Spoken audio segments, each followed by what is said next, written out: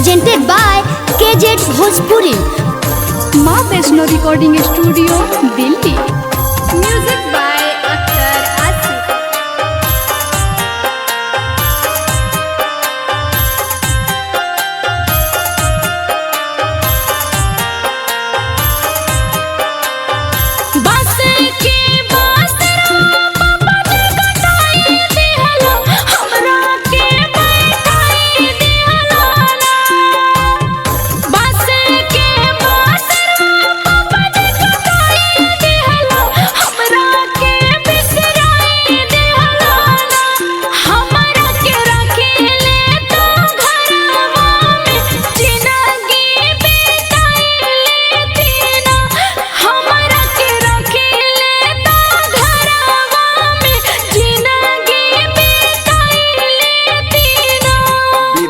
विधाता में जे लिखल कौ ओहे बेटी हम करहियोगे।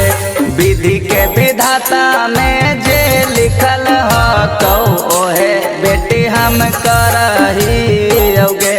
हार गेलियो सब कुछ कोर सिसावा पाहुन के घरवा जाई पड़े तोगे।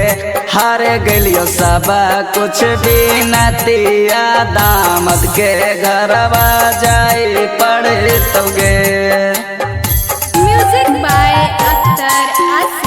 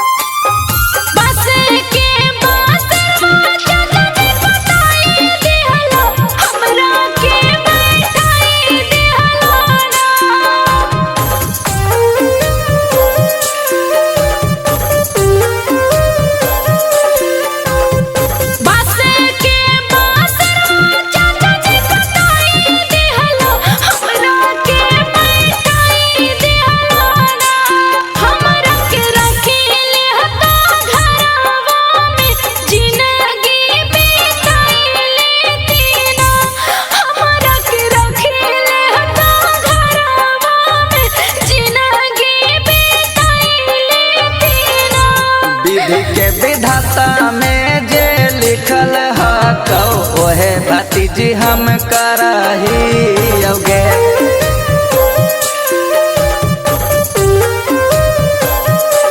विधि के विधाता में जे लिखल कौ ओहे भतीजी हम करहियोगे।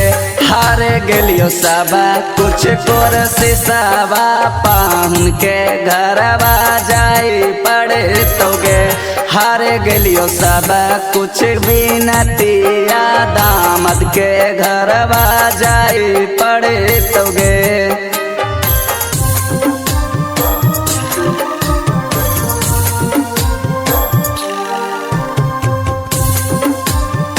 माँ Vaishno recording studio Delhi. Music by Akhtar Asif.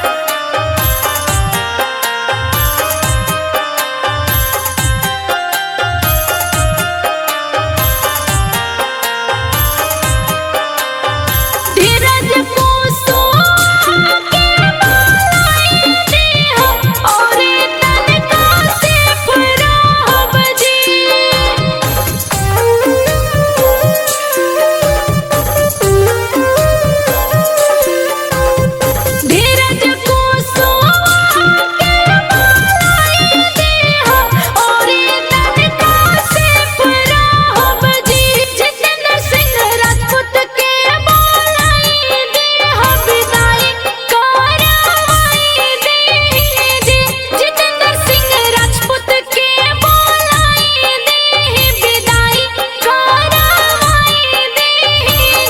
presented by KZ Bhojpuri।